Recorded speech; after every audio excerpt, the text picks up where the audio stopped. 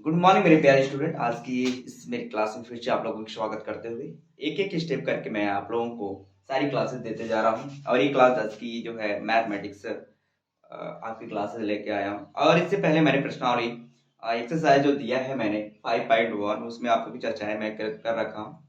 जैसे आप लोग के सामने एक चर्चाएं मैंने एक किया था एक्सरसाइज में कि समांतर श्रेणी कब होगा और सर्वांतर कब होगा।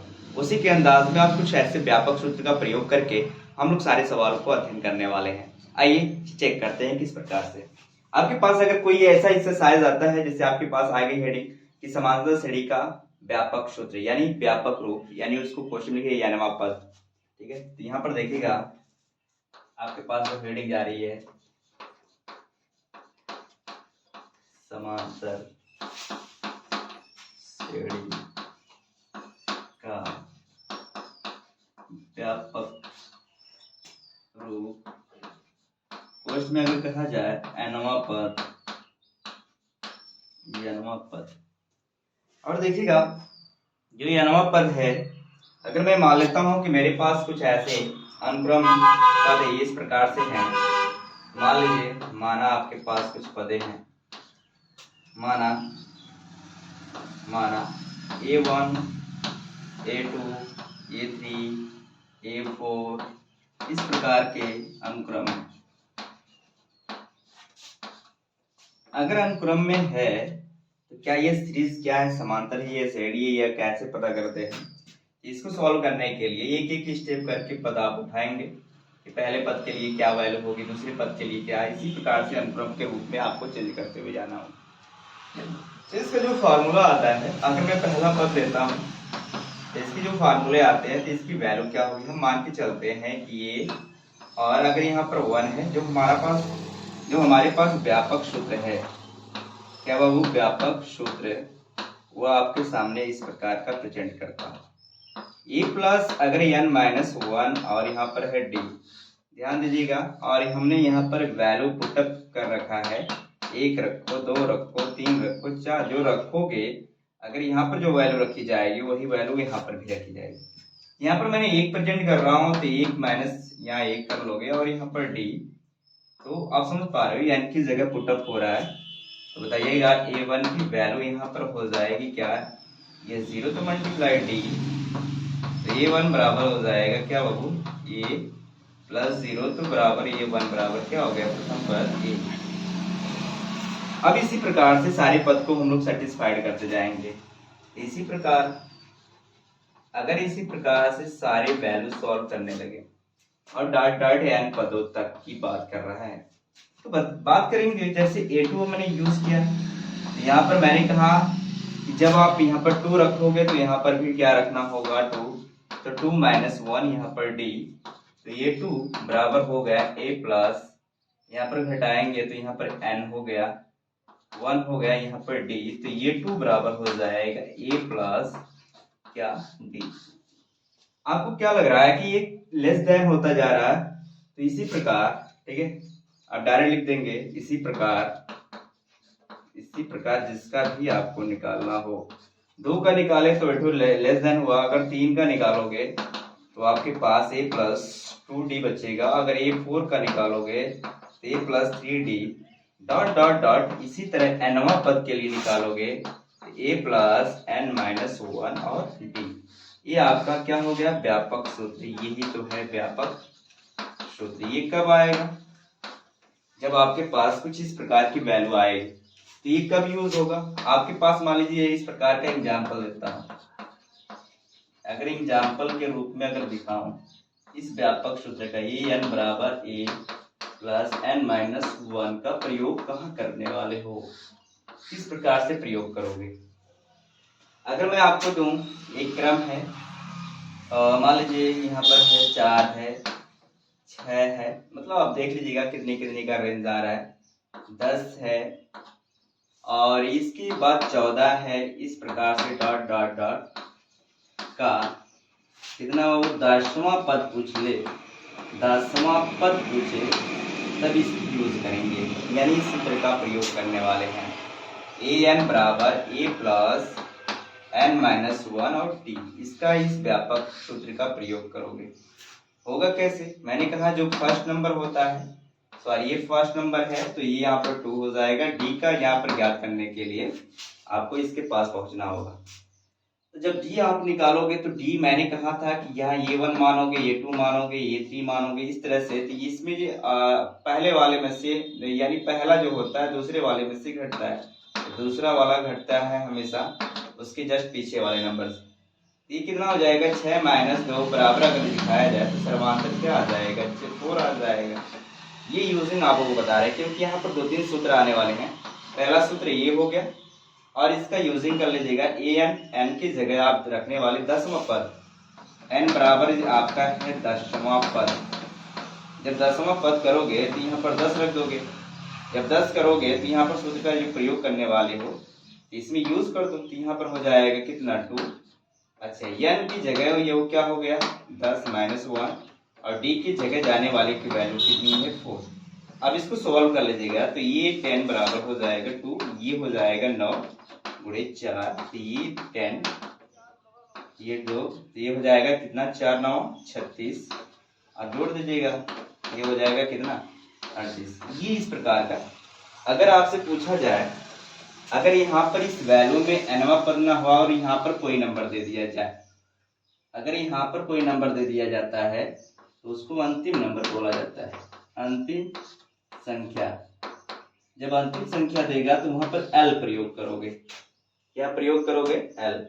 अब एल होगा कैसे प्रयोग ये भी देख लीजिएगा, सूत्र के आधार से हम लोग यूज करने वाले हैं और एक एक स्टेप। तो जहां आपका nवां पद जा रहा था ए एन बराबर वहां पर आप क्या रख दोगे, एल रख दोगे। क्या रख दोगे, एल। कब, जब यहाँ पर कोई नंबर होगा। तो एग्जाम्पल के माध्यम से पहले समझते हैं। मान लीजिए आपके पास इस प्रकार का एग्जाम्पल, पूरी बातें समझिएगा। ये सारी क्लासेस आप लोग को एक एक स्टेप करके जाने वाली है और आनंद भी आएगा आप लोगों को।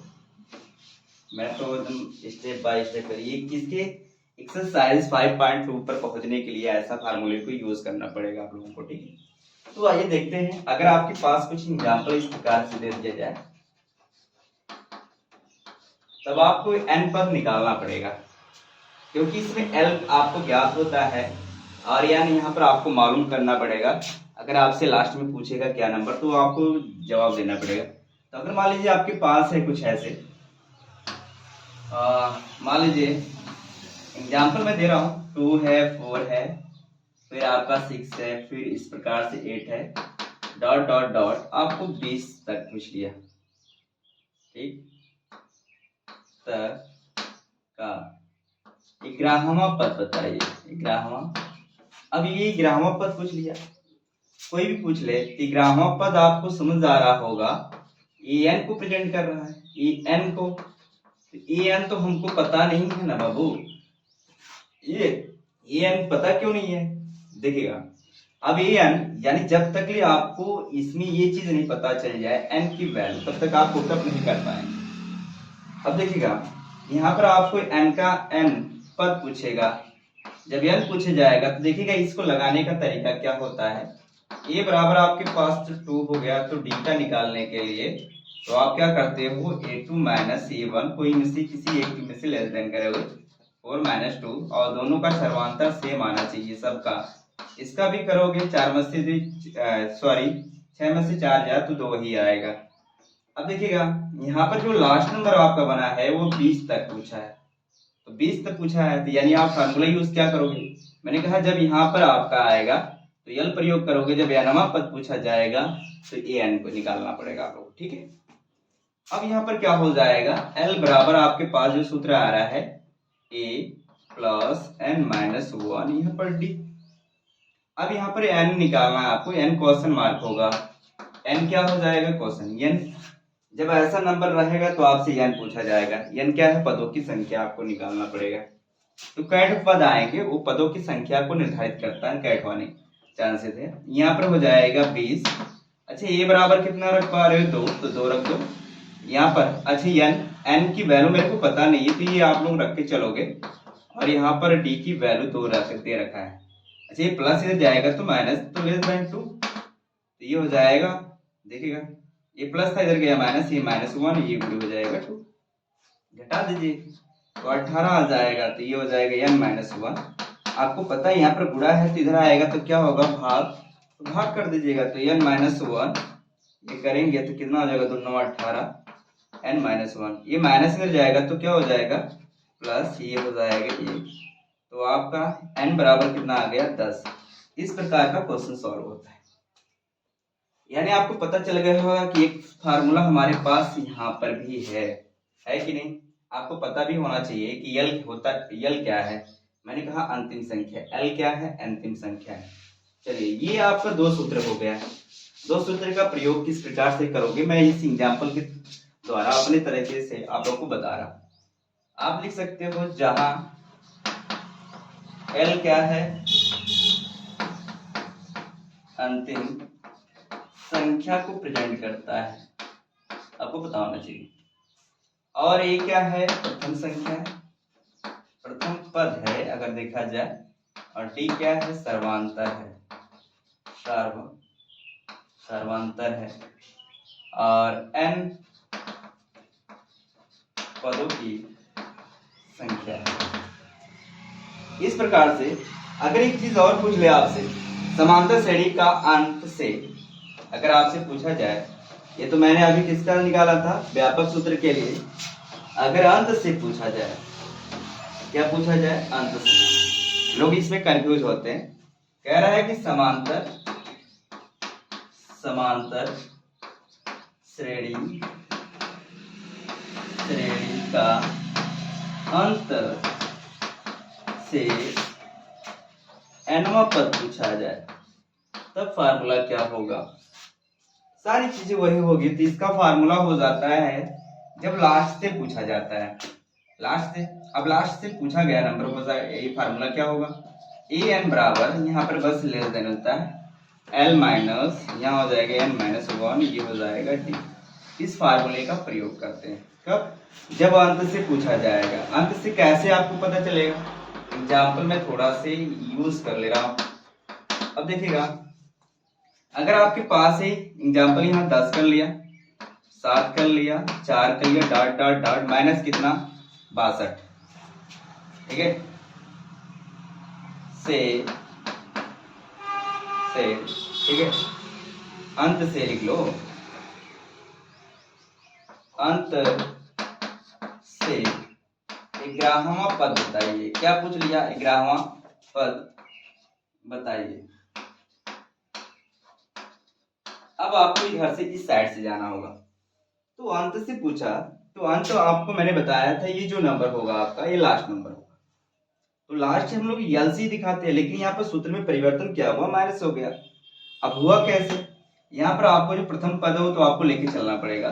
तो बताइएगा, यहाँ पर प्रथम पद क्या है आपका, 10 है, ठीक है। और यहाँ पर जो डी निकालोगे, मैंने कहा था ये इसमें से ये क्या होगा, लेस देन होगा, तो आप लिख देंगे a2 माइनस क्या हो जाएगा, ये सारा सिस्टम वही रहेगा बट चेंजिंग नहीं, आप लोग घबराने की बात नहीं है। यहाँ पर आ जाएगा लेस देन कितना, -3, इसका है डी का।